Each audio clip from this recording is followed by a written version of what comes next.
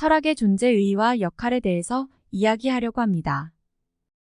철학의 위기가 회자되는 오늘날 철학의 모습은 일견. 철학의 역사화와 과학화로 특징 지를 수 있습니다.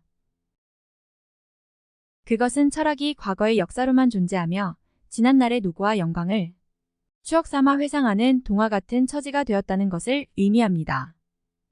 또한 세계 이해와 삶의 지혜로서 참된 지식의 소유를 목표로 하는 만학의 여왕인 철학이 오늘날 그 지위를 과학에 넘겨주었다는 것을, 심지어는 과학을 위해 봉사하는 처지로 전락했다는 것을 의미합니다.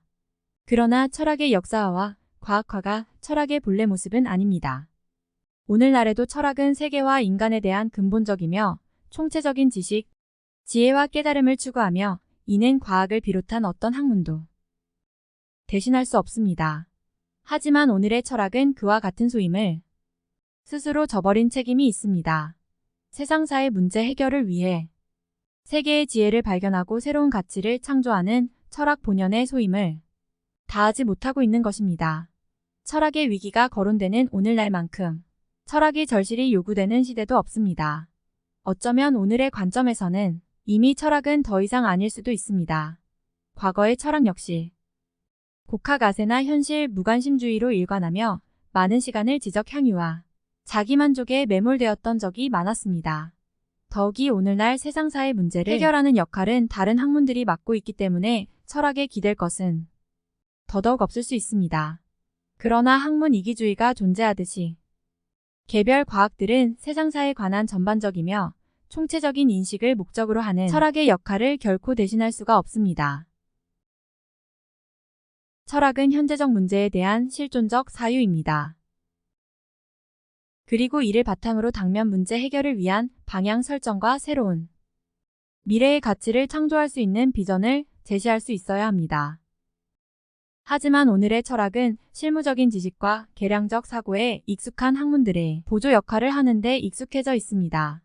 철학 자신을 위해 새로운 다짐을 해야 할 때입니다.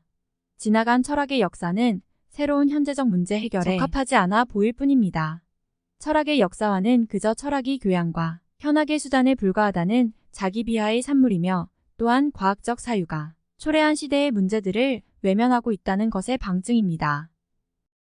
그러므로 철학의 역사화와 과학화는 상당 부분 철학자들 스스로 자초한 면이 있습니다.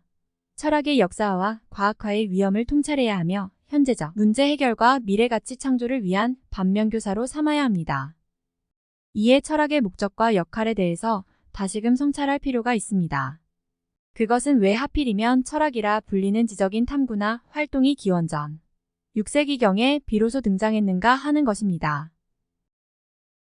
철학의 등장 이전에도 사람은 세상을 살아가는데 필요한 많은 지혜를 갖고 있었습니다.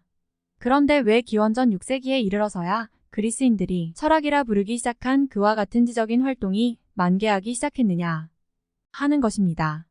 세계에 대한 이해와 삶의 지혜를 갖기 위해서 지식을 추구한다는 것은 현실적으로 말하자면 인간이 행복하게 잘 살기 위한 방도를 추구하는 것이나 마찬가지입니다. 철학은 바로 그것이 무엇인지, 그것을 위해서는 무엇을 알아야 하는지 등과 같은 것을 탐구하는 활동이자 학문인 것입니다. 이 점에서 보면 우리가 철학을 공간상의 구분에 따라 서양 철학과 동양 철학으로 구분하면서 그 고유의 특징과 성격을 서양적 사유나 동양적 사유로 대별하기도 하지만, 그 근본에 있어서 모든 철학은 세계 이해와 삶의 지혜를 구하려 한다는 점에서는 차이가 없습니다. 이러한 생각에는 무엇이 진정한 행복인지, 어떻게 사는 것이 진정으로 행복할 수 있는 것인지 등에 대한 물음이 포함되어 있음은 자명합니다. 그렇다면 여기서 한 가지 의문점이 생길 수 있습니다. 본격적으로 이러한 철학적 탐구와 활동을 시작하기 전에 인간은, 특히 그리스인들은 어떻게 그리고 무엇으로 세상의 문제들을 해결하며 살아갔느냐 하는 것입니다. 철학의 시대 이전을 종교의 시대라 부를 수 있습니다. 최초의 철학의 시대에도 전승된 종교적 의식들과 과학적 기술의 뚜렷한 흔적을 찾아볼 수 있습니다. 수메르 문명 이전 시대의 문명과 문화를 엿볼 수 있는 괴베클리 테페 유적을 포함한 많은 역사적 기록들도 이를 잘 말해줍니다. 더욱이 고대 이집트의 피라미드, 도시의 설계, 토지의 측량술, 기하학적 공식, 전쟁의 기술, 정치 제도 등 이미 많은 지혜와 지식이 사람들의 세상살이를 인도하고 있었다는 것은 많은 유적과 기록을 통해서 충분히 증명됩니다. 그렇다면 그 시대의 종교 혹은 유사 종교적 의식이나 과학기술은 그 시대의 삶의 방식이자 삶의 문제들을 해결하는 지혜의 원천이었던 것입니다. 오늘날까지도 종교는 여전히 존재의 근원과 삶의 의미와 가치를 제공하는 원천으로서 그 역할을 계속하고 있습니다.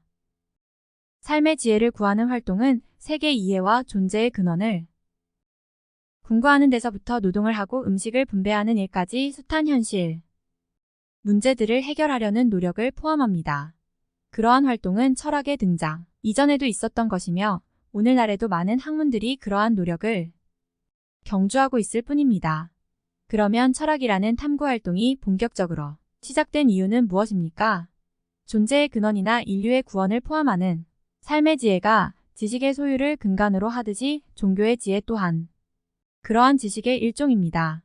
즉 철학과 학문의 등장 이전에도 종교적 지식이 인간의 삶을 인도하는 역할을 했었습니다.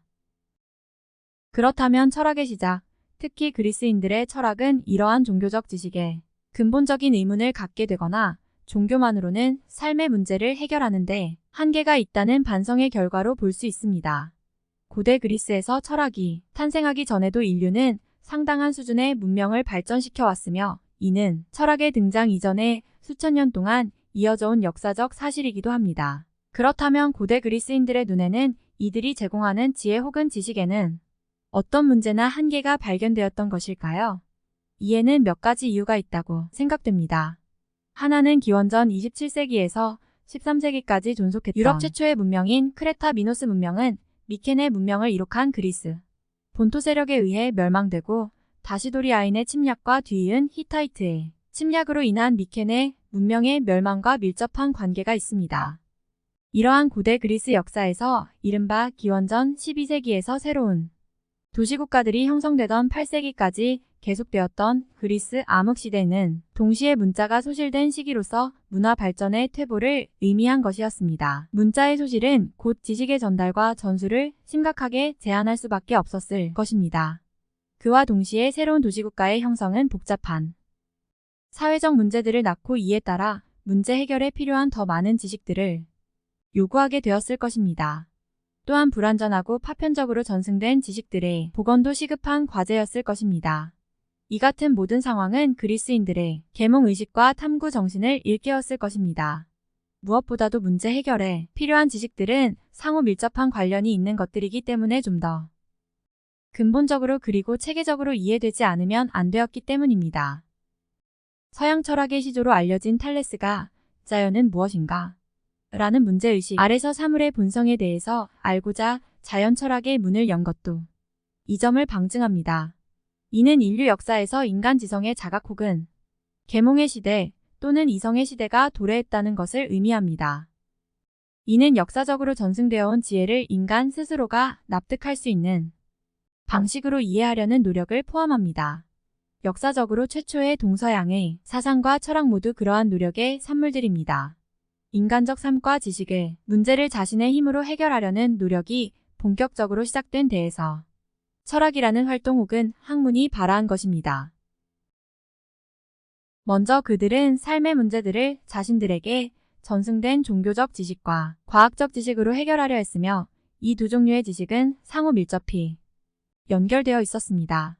하늘신이나 인격신, 자연신들, 만화만호나 정령신에게 자신들의 삶의 문제들을 해결하기 위한 지혜를 구하거나 감사와 응공의 제를 올렸을 때도 그들은 동시에 과학적 지식들도 이용하고 있었다는 것이 이런 사실을 방증합니다.